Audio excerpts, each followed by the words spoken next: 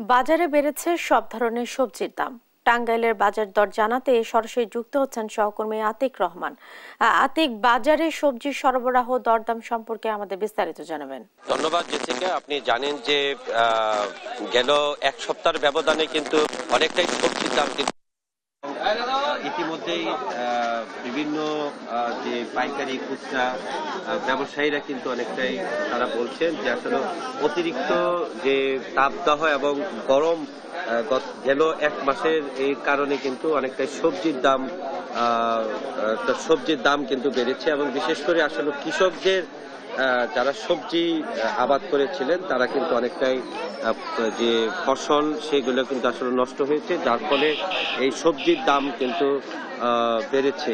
অর্থাৎ আপনি যদি বলি যে বেগুন অর্থাৎ গেল এক সপ্তাহের তুলনায় কিন্তু 20 টাকা এবং 25 টাকা কিন্তু বেড়েছে এবং ঢেঁড়স আগে ছিল 40 টাকা, সেখানে কিন্তু 60 টাকা বিক্রি হচ্ছে। অর্থাৎ প্রত্যেকটি সবজির দাম কিন্তু 20 থেকে 25 টাকা এবং 10 থেকে 15 টাকা এই বাড়তি কিন্তু বেড়েছে, যার ফলে আসলে ক্রেতারাও কিন্তু অনেকটাই যারা গেল এক সপ্তাহ আগে যারা এই ক্রয় করেছিলেন তারা কিন্তু অনেকটাই হিমশিম খেতে হচ্ছে এবং বিশেষ করে আসলে সবজির অনেকটাই আমদানি কম।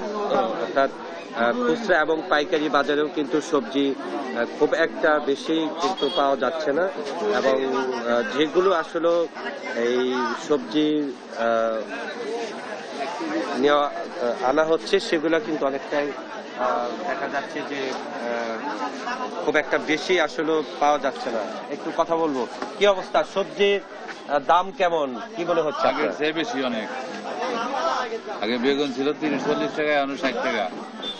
তারপর ভেন্ডি ছিল 40 টাকা 30 টাকা, এখন ভেন্ডি 60 টাকা 50 টাকা 60 টাকা বিক্রি করে। আর বেগুন মনে 80 টাকা। চাচা, যে সবজির দাম তো অনেক বেশি, এগুলা কি পাওয়া যাচ্ছে না নাকি কৃষক মানে আমদানি কম কেন? আমদানি গাছ টাছ মরে গেছে এখন, এই কারণে মনে করেন যে দাম একটু বেশি। আসলে তারা বলছেন যে আসলে অতিরিক্ত গরমের কারণে কিন্তু এই সবজি আবাদ অনেকটাই ফসল নষ্ট হয়ে যাওয়ার কারণে এই দাম কিন্তু বেড়েছে। জেসিকা, ছিল আমার কাছে সর্বশেষ ঘাটাইল সবজির বাজার। আতিক, আপনাকে ধন্যবাদ। দর্শক, টাঙ্গাইলের সবজির সরবরাহ এবং বাজার দরদাম সম্পর্কে জানাচ্ছিলেন সহকর্মী আতিক রহমান।